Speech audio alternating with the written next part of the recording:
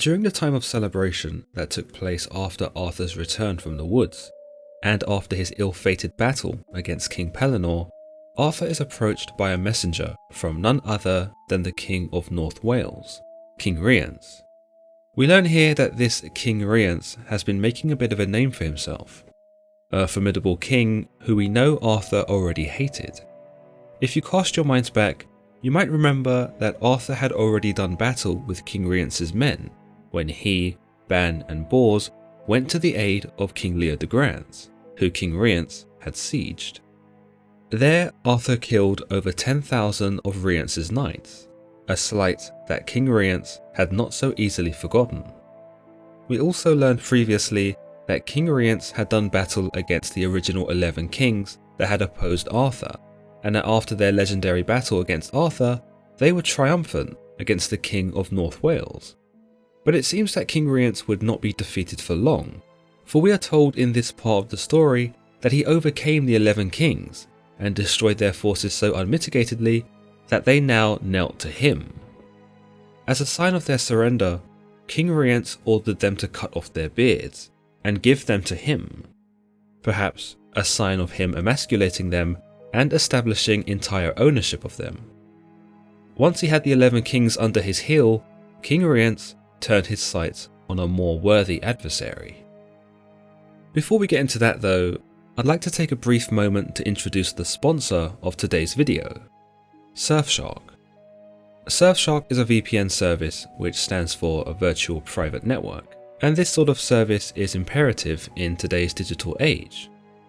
Surfshark make online protection easy and ensure that your internet traffic is totally encrypted, making it unviewable to any prying eyes.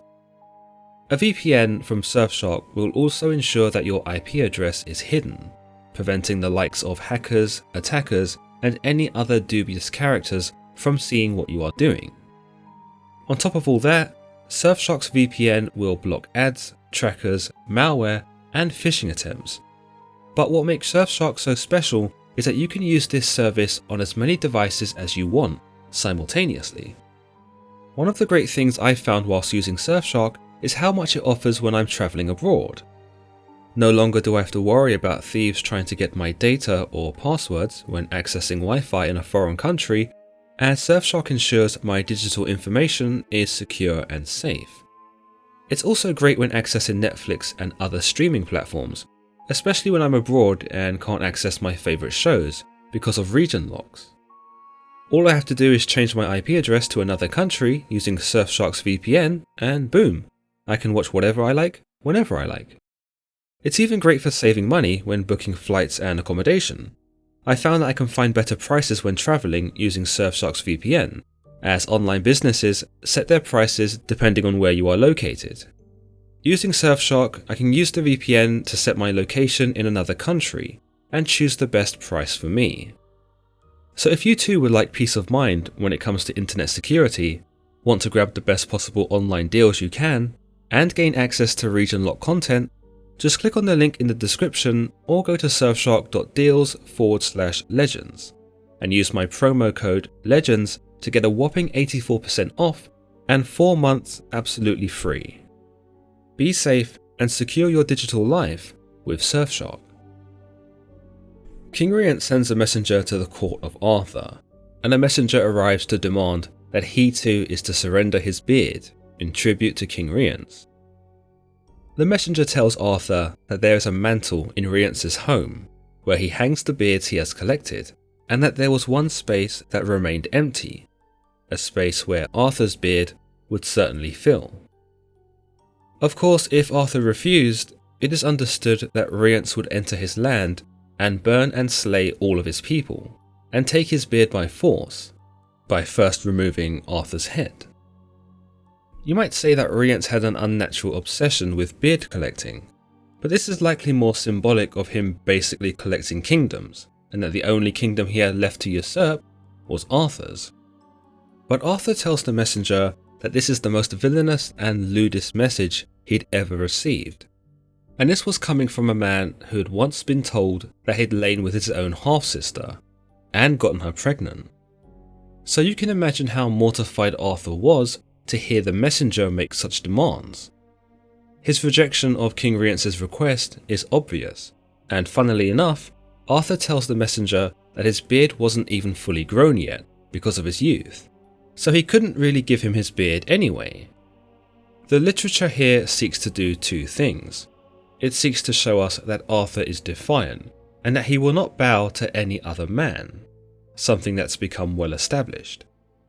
But it also shows us that he is not quite a fully grown man yet, on the account that he hasn't grown his beard in yet, and that there are still areas of his life that he is yet to master. His beard serves as a metaphoric device, showing us that he is not fully mature, that he still has a lot to learn, and that for all of his accomplishments, he is still vulnerable because of his youth. He tells the messenger to tell King Rience that he will give him nothing, and that he should be the one presenting before him, where he should bend the knee or lose his head. The messenger leaves to take the message to King Rience, and we'll be picking up on the ramifications of this later on.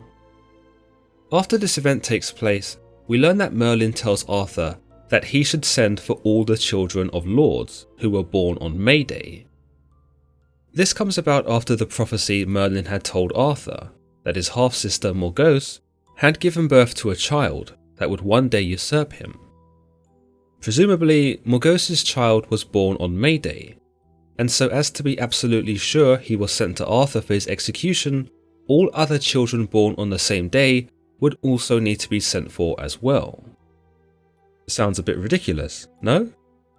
You would think that Merlin, for all his gifts and wisdom, would be able to pinpoint where Morgause was, and where her child was, and simply send an assassin to do away with him. But instead, Merlin chooses to make this a very public spectacle, by summoning every baby that was born on May Day. Now, the Le Morte d'Arthur makes no indication as to how many babies were born on May Day, and how many were sent to Arthur, but we are told that the babies, including Mordred, were placed in a ship and sent on a voyage to Arthur's court. The idea here might have been to gather all the babies in one place under the guise of some kingly blessing, and that once Arthur had blessed the babies, they would be returned. However, with all the babies here, they would be able to pinpoint Mordred and, I don't know, throw him out the window or something. This is Merlin we're talking about after all. Still, it doesn't really make sense why they needed to invite all the babies. Even if they did it this way, they'd still need to explain to Morgause why her baby, of all the babies, was the one to perish. I still think sending even the cheapest assassin might have been a better option, where the child could be killed in silence and none of it would reach the light of day. It could even have been made to look like an accident. Or heck, get some ricin, that usually works. In any case, tragedy strikes because that ship carrying all the babies somehow manages to crash into a castle, and this causes the vessel to sink. All the babies are drowned, except for one. Yep, the one they had intended to kill. Mordred survived. In the wake of this, we learn that many of the lords and barons were displeased with Arthur, considering this was all his fault. However, we are told that even more people chose to blame Merlin for once, and there may have been some suspicion here that Merlin had caused the ship to crash, and that Merlin was responsible for the entire tragedy. But instead of responding with outrage, as they were right to do, particularly the parents of these children, we are told that the realm bit their collective tongues, and for the sake of peace, simply let Merlin and Arthur off the hook. We unfortunately do not get to see Arthur or Merlin's reaction here. I can imagine Arthur would be outraged and feeling mighty guilty over the whole thing, and I can also imagine Merlin, assuming that this was a freak accident, proceeding to remind Arthur that this could have all been avoided if he didn't impregnate his half-sister in the first place, something we know is not beneath him to do. On the other hand, if this was Merlin's intention, and crashing the ship was all part of the plan, well, it just goes to show how sadistic he really is.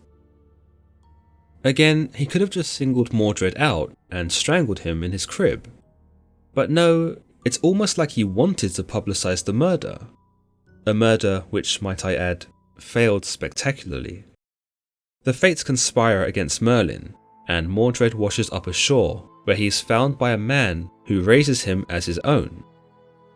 Similarly to how Arthur was raised by Sir Ector, Mordred too is raised in this foster home. The text tells us here that after the age of 14 years, the man would bring him to the court of Arthur, whereby the death of the king was put in motion. But we'll be speaking more on that nearer the time. Until then, I hope you've enjoyed today's installment of Le Morte d'Arthur. This episode actually concludes the first book, and we soon move into even more adventures and the emergence of one known as Balin the Savage. But let me know what you thought about today's episode, and as always, don't forget to give this video a thumbs up, and don't forget to subscribe for more content just like this. Until next time.